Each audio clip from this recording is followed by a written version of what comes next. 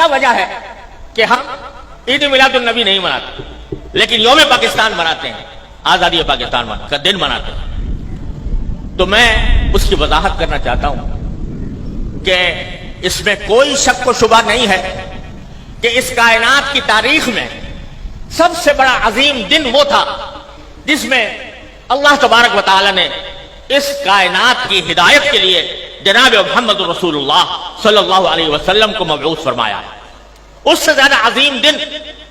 انسانی تاریخ میں کوئی اور نہیں جس میں آپ تشریف لائے، لیکن آپ ہی کی تعلیمات اور آپ ہی کی سنت اور آپ کے جانثار صحابہ کرام کی سنت یہ ہے کہ انہوں نے کبھی نبی کریم صلی اللہ علیہ وسلم کا دن نہیں منایا، اور اس لیے نہیں منایا کہ اللہ تبارک و تعالی نے رسول کریم صلی اللہ علیہ وسلم کو اس لیے مبعوث فرمایا تھا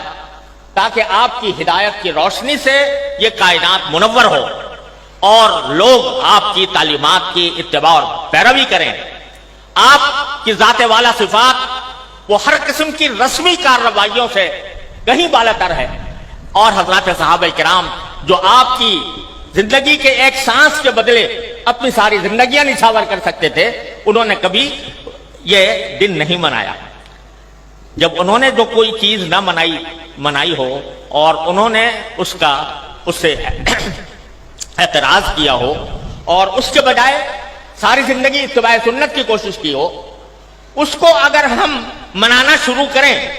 تو دین کے اندر ایک اضافہ ہوگا، دین کے احکام میں ایک اضافہ ہوگا، اور دین کے کام میں کوئی اضافہ وہ بدعت کہلاتا ہے۔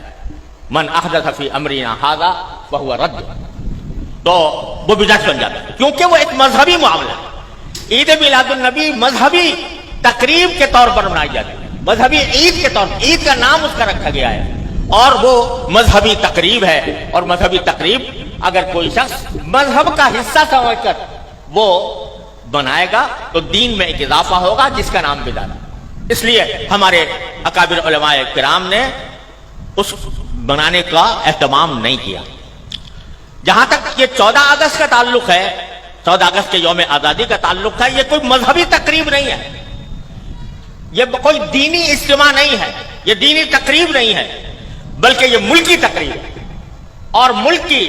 آزادی کے طور پر، اس کے ایک نشان کے طور پر اس کو منایا جاتا ہے۔ کوئی شخص بھی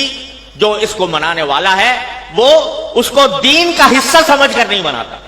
اس کو مذہب کا جز سمجھ کر نہیں بناتا، بلکہ ایک ملکی تقریب ہے۔ ایک ملک کا اللہ تبارک و تعالیٰ نے ایک ملک ہمیں عطا فرمایا، اور ایسا ملک عطا فرمایا جس کی تفصیل مولانا عزیز الرحمان صاحب نے بیان کی ہے، تو وہ ہم ایک ملک کی تقریب کے طور پر بناتے ہیں۔ بدعت اس وقت بنتی ہے کوئی چیز جو شریعت میں نہ ہو اور شریعت کا حصہ اس کو بنا دیا جائے، لیکن یہ کوئی شریعت کا حصہ نہیں، یہ کوئی دین کا کوئی دینی تقریب نہیں، دینی عید نہیں، دینی مذہب نہیں، دین کا کوئی مذہبی حصہ نہیں، لہذا یہ ایک ملکی تقریب ہے۔ اور یہ ایسا ہے جیسے کہ اگر کوئی شخص اپنے گھر کے اندر